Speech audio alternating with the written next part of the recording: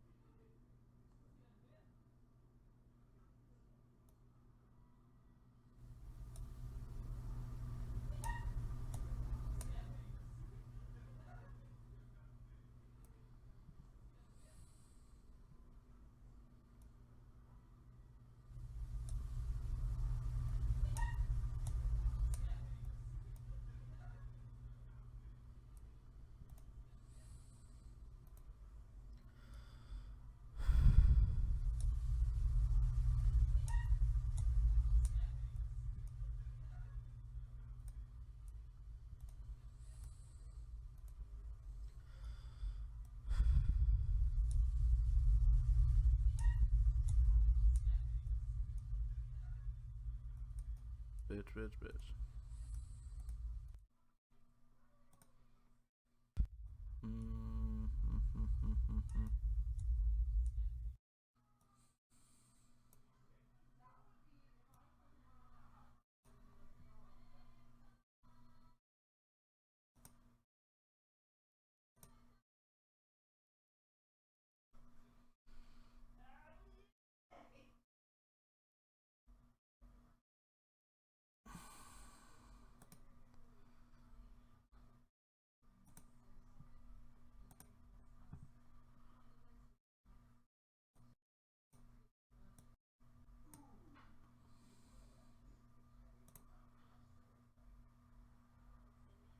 Uh, uh, uh, uh, uh.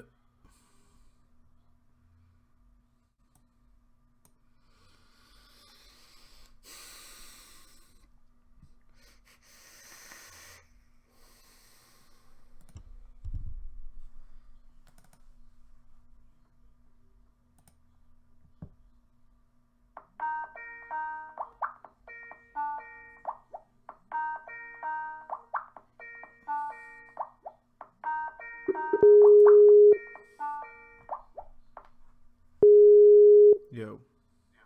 Blah blah blah blah blah.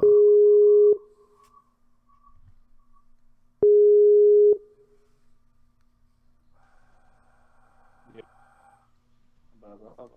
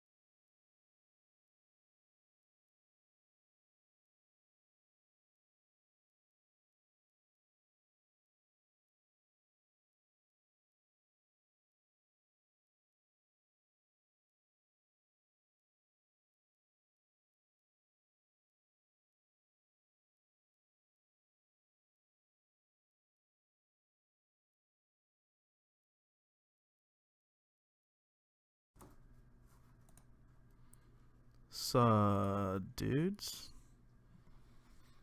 It is me, Big Sheeps, here to welcome you to episode 24, 25 of Sheep's Clothing. So, sorry about that. So yeah, here to welcome you to episode 24, I believe.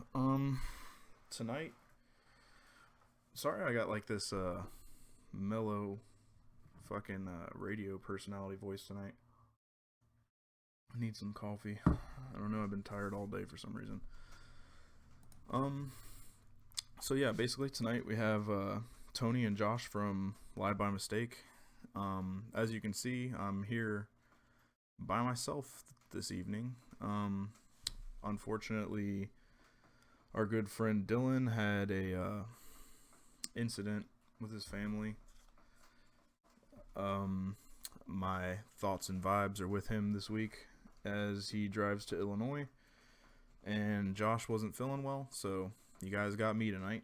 And at this point, usually this is where we talk about our personal stuff, where what happened this week or whatever. I really can't say much happened this week.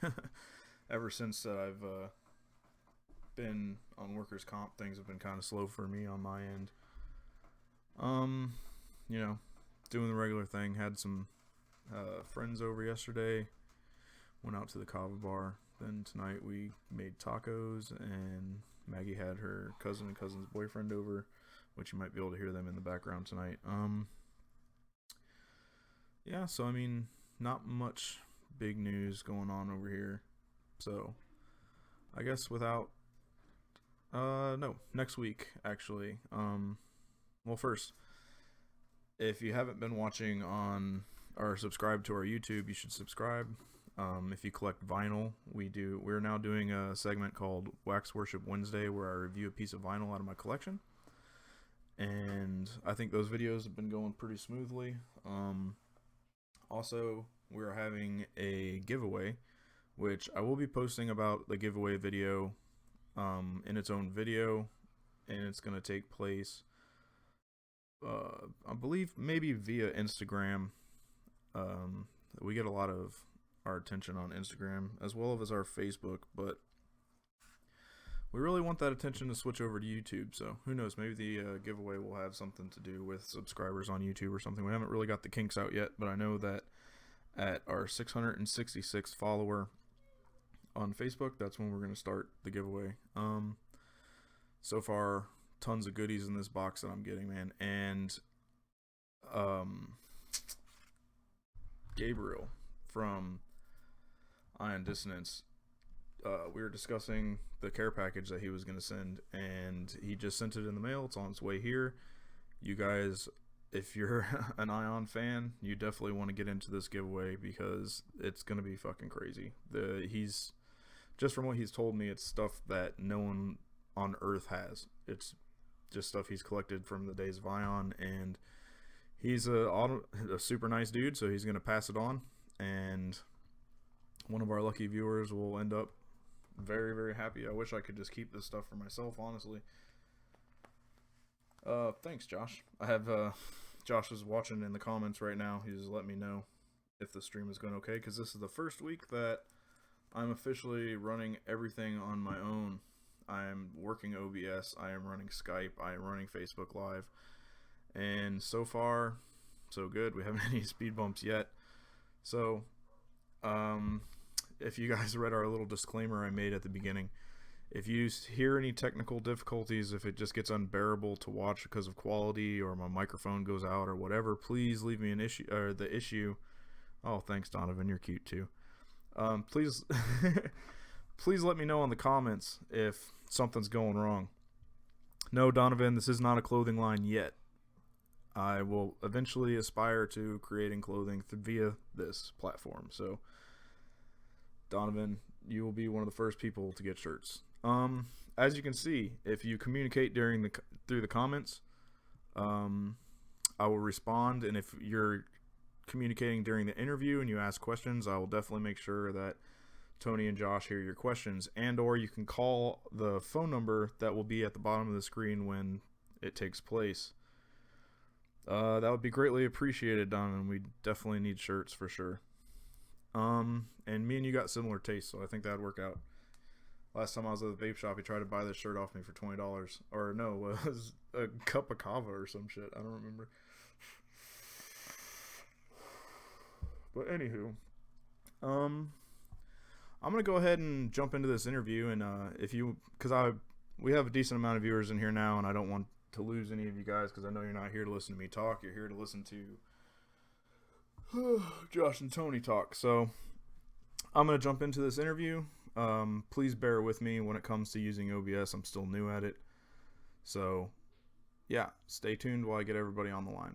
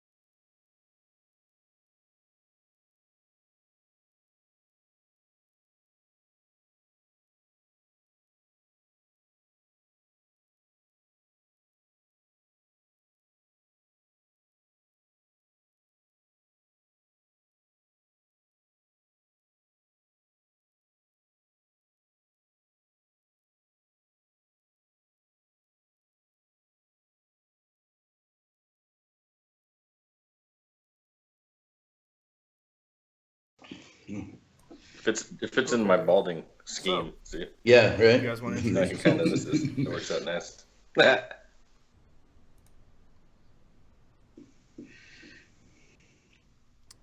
And what did each of you do in Lie?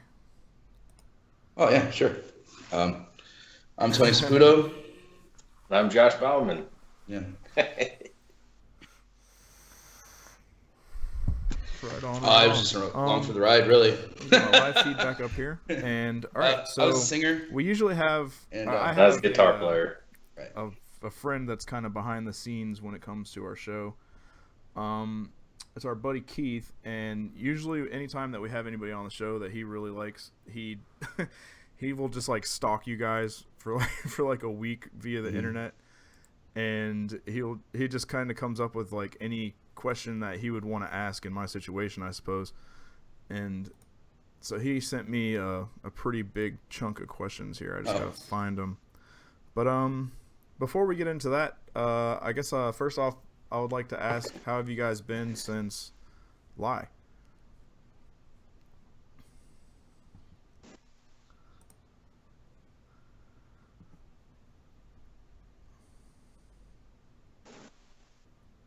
Well, it's Go ahead, Tony. How do I get Tony on the screen? yeah. So, really, it's just been kind of crazy. Like, I think both of us never really looked into like doing anything like super official again, like touring and stuff like that. I know we both do music still, but and I don't think music will ever not be a part of our lives. But really, it's just been kind of crazy for me. I opened up a restaurant. I'm in the process of opening up another pizza place. I become like a St. Louis kind of pretty much a big part of the bartending community in St. Louis, and um, really just running bars and Well, you playing music when I definitely can. can't I'm go writing wrong when you're a slinging new album right pizza. now I with mean, my group called Alan if you're Smithy. not playing Or awesome music, that's you know, like the it next works big both thing you could ways. be I'm doing, kind of Alan honestly. Smithy also, so Yeah. you know, For sure, man. Definitely. yeah, yeah, Um, yeah. It's pretty much awesome music, pizza, and beer. You know, so yeah, you can't go wrong with that. Are you still teaching, Josh? Yeah, I teach not as much as I used to, but I do that, and then I playing cover bands here and there. I have a little duet that I do with this gal here locally, and I have some friends that we play original music, but it's more just for good times, nothing too serious. That's right on. I'd still like to I get also into want to something more serious want to again, but remind it just everybody hasn't that worked you out. can I do home leave improvement questions, stuff. comments, A lot concerns to in the comment section, manage the bills and that, so that's and about it. or call the number at the top of the Yeah. screen. They're telling me that there's kind of like a weird delay going on with our video right now. That's not something that I can really control right now because I'm having issues with my computer. So if you're watching live, just kind of bear with us. And if you want to go watch this in real time, you can always go check it out on our YouTube afterwards. So I guess let's first off say, what would you say was one of your favorite tours that you guys have ever been on?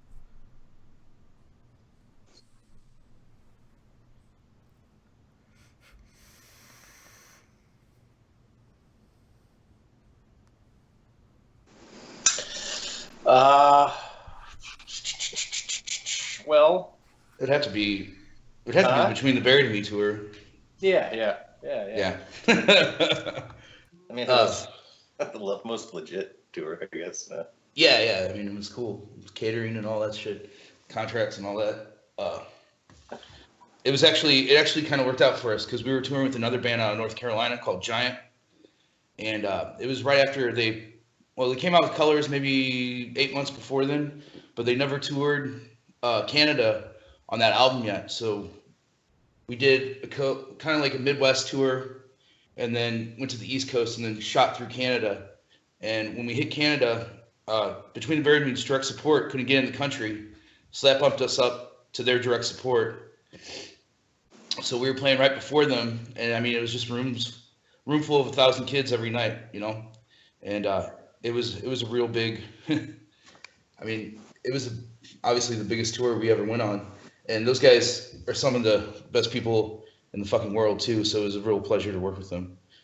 Yeah, Dan, the bass player, me and him were friends before he was even in that band, or he just got in that band or something like that. But I didn't really know who he was.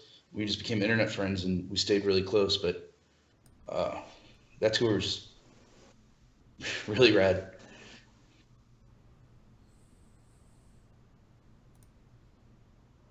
Yeah, I still talk to Dan regularly. Pretty much, Animosity. out of all the people we used to Animosity is tour a with, band I haven't I heard talked from to in a while. Dan and I talked to Naveen from Animosity and Animals as Leaders, all those guys. I forget what. Yeah, we randomly ran into them. We played the show in Dallas, and this is when we were still doing like DIY tours and Yeah, right stuff. And we on. just got hooked up with this So like goofy death metal band, and they always took care of us. Oops, sorry. Oh, cool, still working. So, but anyway, they always took care of us, and randomly we went to play a show, and this promoter came up and he was like, "Hey, like a show down the street canceled. Do you mind if we kind of hop onto the show?" And we were like, "No, it's totally fine." And it turned out it was Sacramento Hoods and Animosity, and it was right when they put out their very first album. And I think Naveen was fucking 16, 17 years old. Remember, he was a fucking child. And right on. I mean, we just Yeah, instantly became bros with those guys. And they every just time keep they're in telling St. me Louis or that we were I around, we fucking always got made sure that we issues with you my know, stream right we now. caught up. But like I said, there's But nothing we can do, guys. So we're just gonna have to push forward on this one. Like I said, you can always catch it on YouTube. I can't restart the stream or else, you know, I'd have to go back through and invite everyone. So it's just something that everybody's gonna have to bear with on this one. So let me try to find my little cue cards that I had written up here. So when did like Lie start out?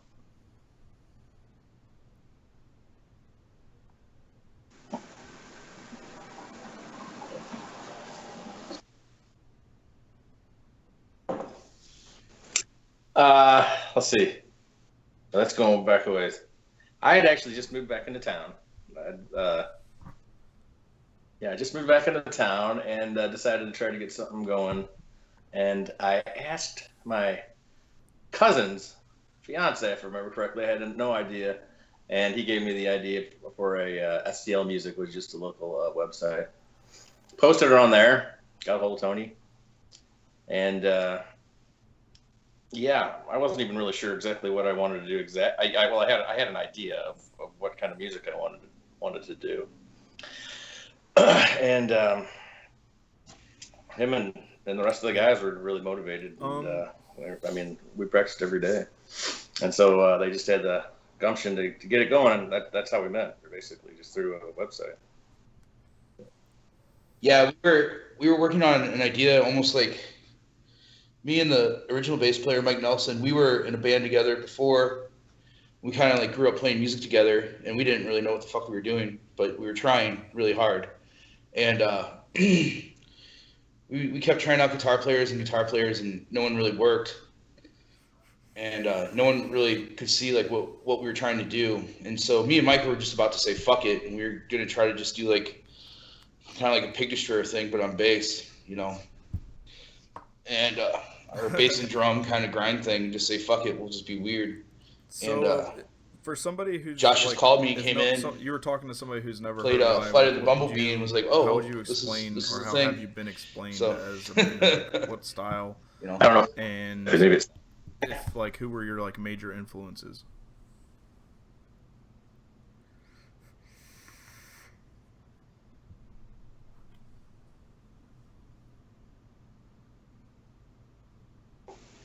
Well, I can say the concept that I had really going into this was okay. I'd been away from heavy music for quite a period of time. In the 90s and early 2000s, I was really just into like jazz music and stuff, and like fusion-y stuff, instrumental. And then I was introduced to a few different bands, and then it really just kind of sparked a new interest in it.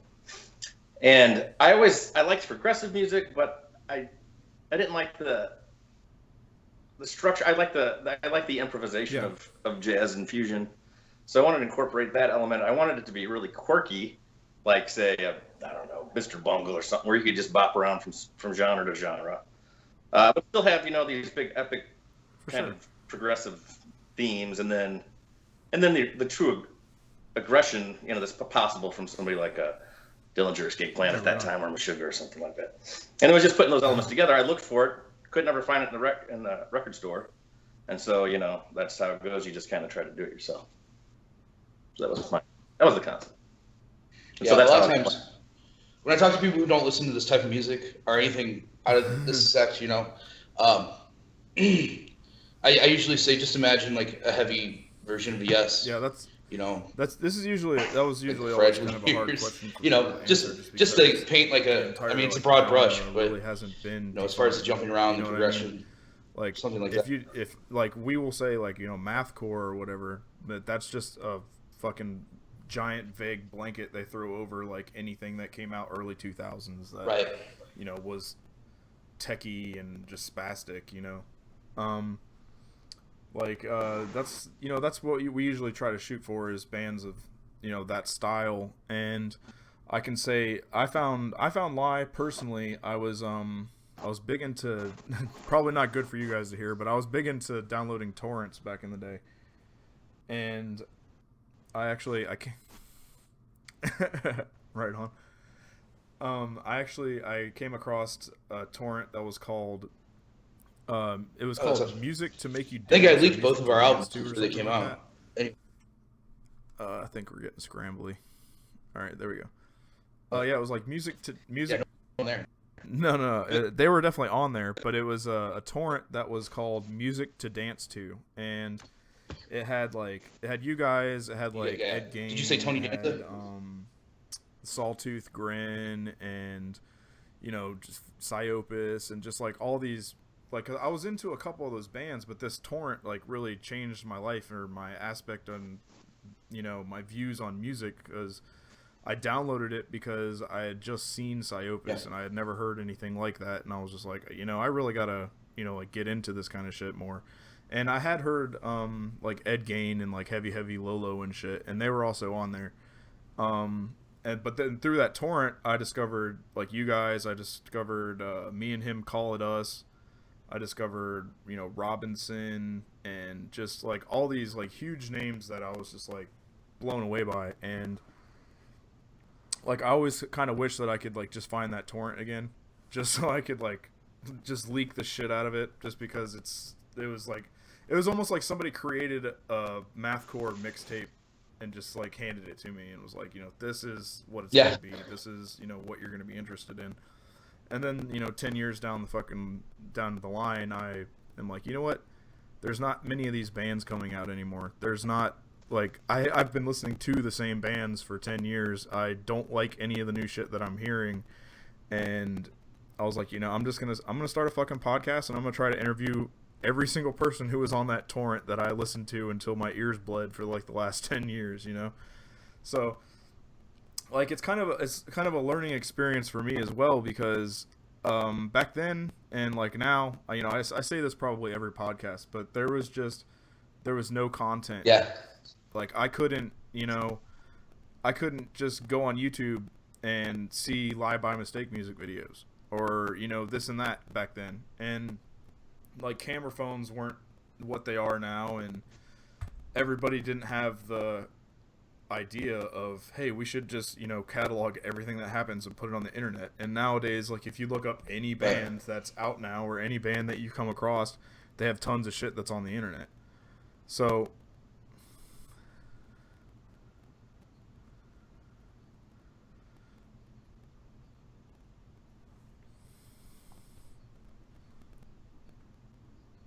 yeah. Well, the fucked up thing about that too is how much for sure the music industry, especially in aggressive music industry, has changed as far as like, you got kids putting out records that they can't even fucking play now because they just play everything at half speed, throw their leads on top of it, and speed it back up. It actually, really I don't know if this will piss somebody off, but that actually happened to John Truesdale. Oh yeah. He got signed to go out to LA to do a band with some friends of ours. And the first time and I mean, these I are some notable that fucking was people, like a thing, like and the fucking guitar player can't play a goddamn riff to save his life. Job for a Cowboy blew John up Ford, because of he was a MySpace, bass and they player. were just like, everybody's like, holy shit, like this guy in like these vocals, and it's just fucking incredible.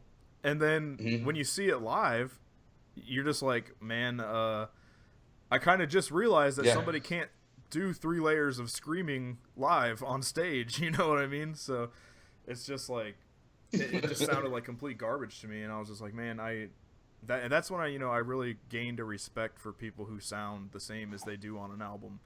And I realized that a lot of this music that is coming out is just fucking, studio magic or whatever. And I mean, even shit, who was it, like Through the Eyes of the Dead and shit like that. Like back then, like you would hear these fucking like the double bass, and you'd just be like, how on earth is that humanly fucking possible? And yeah, exactly. Yeah.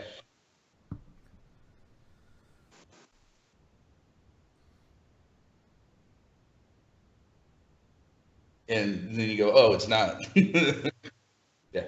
There was What was it? my first experience with that was that when As I Lay Dying just came out. And I mean, I saw them play it was like a 120 person venue. So I mean, this was like really early in the day, and I ran to the drummer and like, oh yeah, I'm the drummer and blah blah blah. And I was like, oh, that's cool. Like, I was like, that's one hell of a drum machine you got on that record. And he was like, fuck you, that's me playing. I'm like, it's quantized. Like, it's quantized, it's fake as fuck. And he's like, no, that's me. They just move the hits around. I'm like, that's what quantizing is. Like, you're not,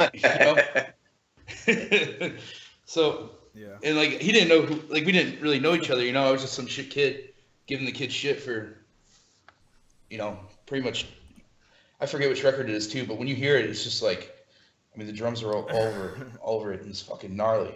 Like, not cool, like fucking gross, Well, the guy that produced our first album, he was mixing down a band. It was a popular band, and there's no point.